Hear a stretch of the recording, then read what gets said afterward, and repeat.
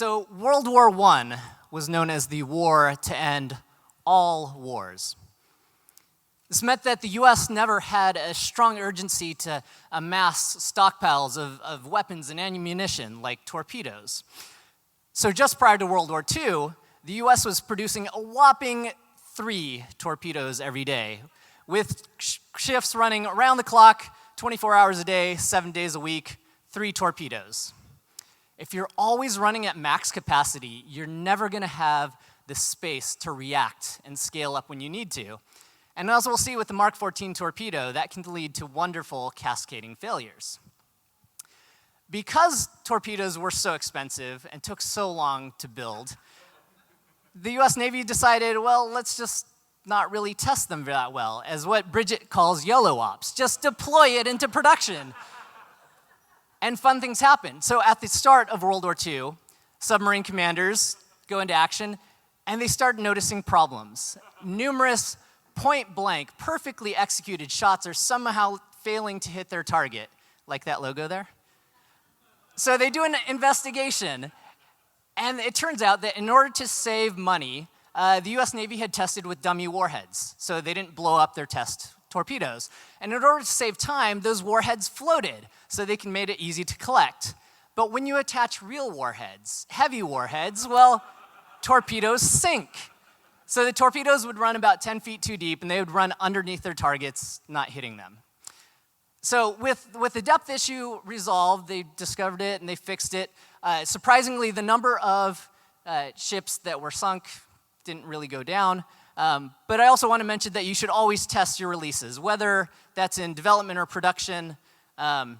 You're always going to test. And if it's in production, it's going to be much more expensive. The US actually wasted 800 torpedoes before they fixed the problem. But as mentioned, the number of ships sunk dramatically stayed the same when this was fixed. It turned out there was another problem, as I mentioned, cascading failures here. The next problem was the magnetic exploder, which is a device that is a magnet, and it's supposed to detonate a torpedo as it gets close to its target.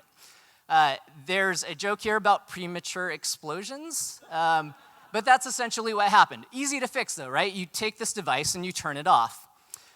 Unfortunately, Naval Command failed to issue that order because predominantly a bunch of senior officials were involved in creating it. The nice thing though is submarine crews are intelligent, so they decided they would do it themselves, and they started to share this information around the fleet.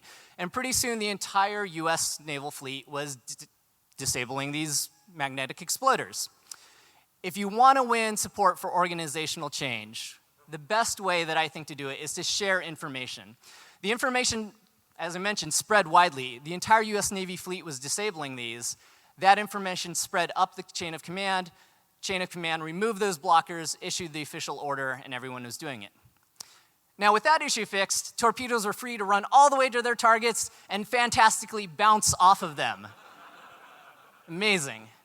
So it turns out that torpedoes are like microservices. They're collections of components that interact in complex ways.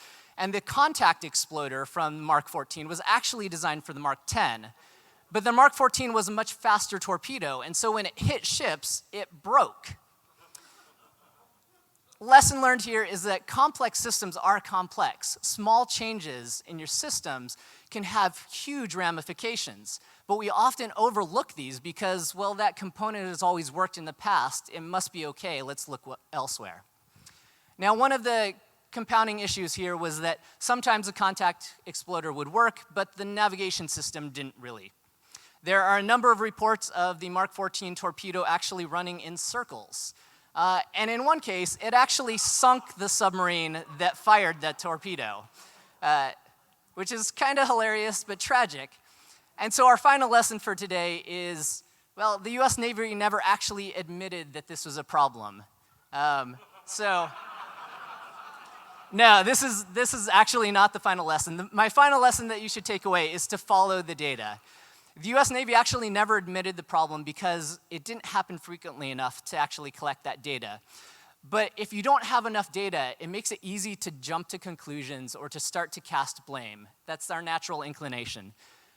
But the takeaway here is if you do a post-incident review or post-mortem and you don't have enough data, Don't make your to-do action about fixing it. Make it about collecting the data so you know what's actually going on in the future. Thanks.